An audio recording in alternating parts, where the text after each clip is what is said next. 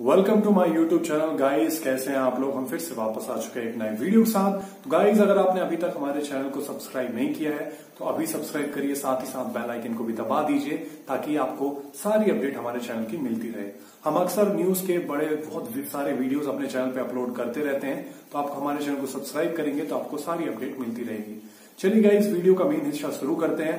मैं आपको मिलता हूँ वीडियो के आखिरी में। और मेरे लिए तो बड़े अलमिए और अचंभे की बात नहीं है। मैं देखता हूं चीज़ों को, बड़ा क्लोजली मॉनिटर करता हूं। अब एक शख्स ने अपने 5 बच्चों को नहर बुर्द कर दिया है।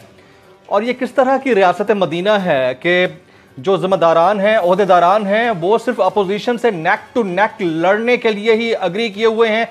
इसके अलावा नोटिस पे नोटिस होते हैं, काम टके का नहीं होता। Your take on this sir. पहली बात तो ये है, आपको वो बंदा याद है जिसने नवाज शरीफ के मॉडल टाउन घर में खुदसोजी की थी? बिल्कुल याद है सर। आपको याद है? बिल्कुल याद है सर। अच्छा, फिर आपको वो बंदा याद है जो किसी गोडाउन से एक बोरी निकाल रहा था गेहूं की, गंदम की? जी हाँ, उसने बोरी निकाली, बाकी उसके ऊपर आ गई और उसकी गर्दन टूट गई। ऐसा ही ये भी सारे अखबारों में रिपोर्ट हुआ था। I remember sir. ठीक है, ये हमारे नसीबों में लिखा गया है। ये मैं कॉलम में भाई मेरे कई बार ये बात लिख चुका हूं कि जो काफिले थे, लुटते हुए काफिले, लुटती हुई इज्जतें, करपानों पे उछाले जाते हुए बच्चे, क़याम पाकिस्तान के मौके पे हिजरत के दौरान, तो वो हिजरत खत्म नहीं हुई। वो हिजरत किसी ना किसी शक्ल में अपनी तमाम तर आशोब के साथ, अपनी तमाम तर जख्मों के साथ, अपनी तमाम तर दरिंदगी के साथ वो आज भी जारी है। दो डिफरेंसेस कि कल आप किसी के हाथों जलीलो खार हुए थे, अब को 70, 73, 72 साल से जितना भी आप लगा लो, अपनों के हाथों लुट रहे हैं और जलीलो खार हो रहे हैं। That is the only difference. बाकी मुझे बता दें, जिसका दिल करता है वो मेरे साथ बैठ के इस पे गुफ्तगू कर लें। क्या नहीं है, ये को पहली बार हुआ है?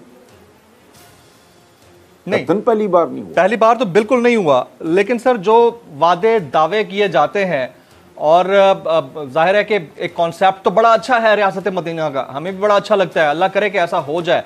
बट द थिंग इज कि इक्तदार की जंग जो है वो सिर्फ इक्तदार के लिए ही तो है। और आप ही से मेरी लास्ट टाइम बात हुई और आपने बड़ी जबरदस्त बात की थी कि अगर इनको इक्तदार थमाया जाए हजरत उमर बिन अब्दुल अजीज जैसा, तो ये तो पहले दिन छोड़कर भाग जाएं।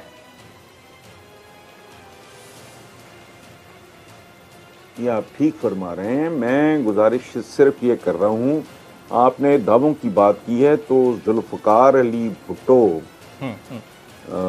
मरहूम जो थे, उन्होंने रोटी कपड़ा मकान का दावा किया था जी। ये तो जुमा 8 दिन भी नहीं हुए, इनको तो 2 साल कुछ हुआ है। ये वही रिवायत है, रोटी कपड़ा मकान मिल गया था। इस्लाम की तजर्बागाह होगी पाकिस्तान, वो दावा पूरा हुआ है?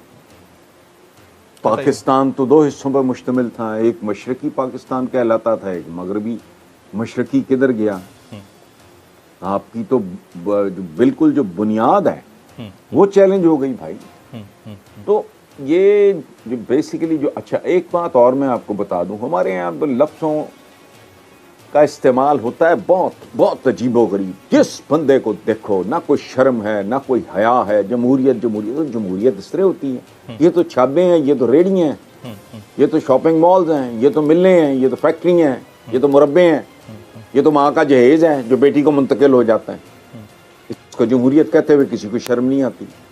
मुझे 28 साल हो गया इस पे लानत भेजते हुए। अच्छा, इसी तरह दावों की बात की, हमें लफ्ज़ों की हुर्मत का एहसास नहीं है। रियासत मदीना मुमकिन नहीं है। ये it is an unachievable target. ये एक सिंबॉलिक सी बात है, आप इसको सीरियसली इसलिए ना लें। It is not possible. दुनिया की तारीख में कोई बड़ा आदमी अपने अलावा एक बड़ा आदमी नहीं बना सका। हमारे हुजूर ने तो हैरान कुन हीरे जवाहरात के ढेर लगा दिए। तो रियासत मदीना के लिए वालिये मदीना का होना जरूरी है। ये एक सिंबॉलिक सी बात है।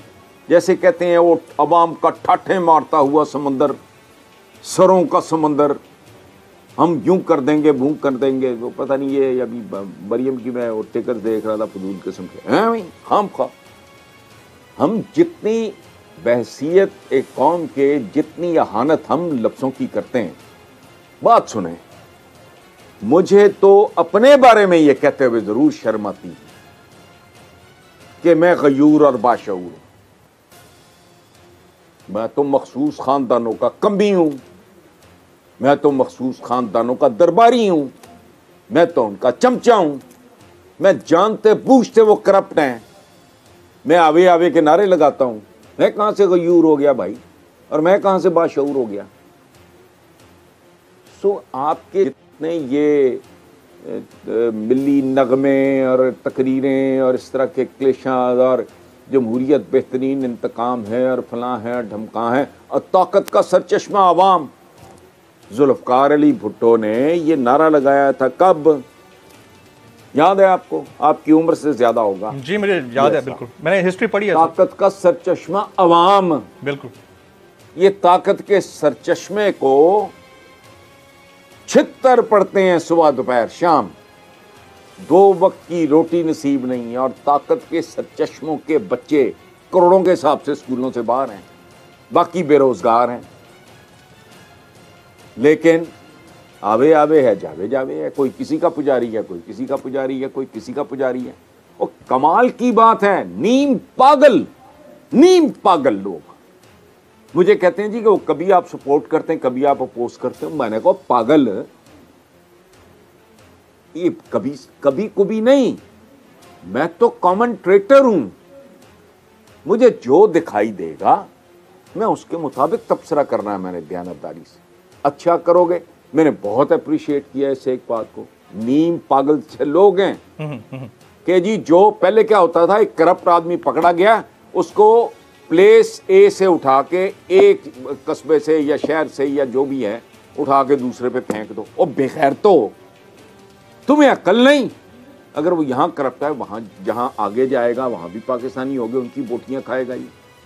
ये क्या रिवाज था? अब गवर्नमेंट ने इसको रिविजिट किया है कि अब वो डिसमिस होगा।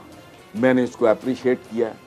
अप्रिशिएट करने के साथ साथ मैंने उस पे एक और पख लगाई है जी कि अगली कॉन्ट्रडिक्शन ये है कि भाई अंडरपेड हैं लोग, स्टेट इनको गन पॉइंट पे खुद करप्ट करती है। एक एसएचओ की तनख्वाह देखो, अगर उसके 3 बच्चे हैं, 2 मियाँ बीवी हैं, एक माँ बाप हैं, कितना हो गया जी? 3 + 2 हो गए 5, तो 2 बूढ़े माँ बाप 7 किराए का 5 नहीं जी 3। तो दोस्तों, आपने हसन निसार साहब को सुना। हसन निसार साहब बड़े काफ़ी दिनों से इस तरीके की बातें नहीं कर रहे हैं। आपने देखा होगा हसन निसार साहब जब से इमरान खान की 2018 में गवर्नमेंट आई है, इस तरीके की बात नहीं करते थे। हसन निसार साहब इस तरीके की बात जब नवाज़ शरीफ या जरदारी की गवर्नमेंट थी उस नुक्ते नज़र को रखते हुए इस तरीके की बात करते थे, लेकिन अब वो बात फिर से करने लगे। आपको पता है हसन निसार इमरान खान के काफ़ी करीबी दोस्त थे, इस वजह से शायद वो इस तरीके की बात ना करते और इमरान खान को काफ़ी सपोर्ट करते थे। लेकिन अब इमरान खान के भी लगभग 4 साल पूरे होने को हैं और हसन निसार को लगता है कि पाकिस्तान में कोई भी हालात नहीं सुधरे हैं और पाकिस्तान उसी हालत में है जिस हालत में पिछले कई सालों से था। तो हसन निसार ने अब इमरान खान पर भी इनडायरेक्टली अटैक करना शुरू कर दिया है, लेकिन उतना खुलकर अटैक नहीं कर रहे हैं जैसा कि आपने इनके पुराने वीडियो देखे होंगे उसमें करते थे। तो दोस्तों, हसन निसार साहब का एक अलग ओहदा है इंडिया पाकिस्तान में। आपको पता होगा इनकी यूट्यूब में फ़ैन फॉलोइंग बहुत ज़्यादा है इंडिया में, और भारत से ये काफ़ी सवाल पूछे जाते हैं हसन निसार से। उनके जो नुक्ता नज़र होते हैं, मतलब उनके जो तर्जिया होते हैं वो काफ़ी ज़बरदस्त होते हैं। जो विश्लेषण करते हैं वो किसी भी बात को लेकर काफ़ी ज़बरदस्त करते हैं। लेकिन हसन निसार साहब भी आपको पता होगा उतने लिबरल नहीं हैं। कई बार इनके आपने इंटरव्यू देखे होंगे जिसमें वो कई बार बोलते हैं हमारा डीएनए ये सब एक चीज़ है, लेकिन जब कई बार आपने सुना होगा कि उन्हें टर्की से ज़्यादा लगाव, वो अपने आप को टर्की के बहुत करीब मानते हैं। टर्किश कई बार अपने आप को बता चुके हैं। आपने देखा होगा एक इंटरव्यू में, तो हसन निसार साहब की ये बातें काफ़ी मतलब डबल स्टैंडर्ड वाली होती हैं। जिस तरीके से वो बातें करते हैं, कई वीडियो में बोलते हैं कि इंडिया, पाकिस्तान, भारत, बांग्लादेश, श्रीलंका, बर्मा, यहाँ तक कि कई दूर दूर देशों का DNA एक ही है। हम कोई सी टर्किश या कोई मंगोल नहीं है। आपको पता होगा मैं किस कॉन्टेक्स्ट में बात कर रहा हूँ। मैं उसी कॉन्टेक्स्ट में बात कर रहा हूँ क्योंकि यहाँ के बहुत सारे मुसलमान अपने आप को बाहर का समझते हैं। उसी कॉन्टेक्स्ट में बात कर रहा हूँ, तो आप समझ गए होंगे। दोस्तों, वीडियो देखने के लिए शुक्रिया, धन्यवाद। प्लीज़ चैनल को सब्सक्राइब करें, वीडियो को लाइक करें। धन्यवाद दोस्तों।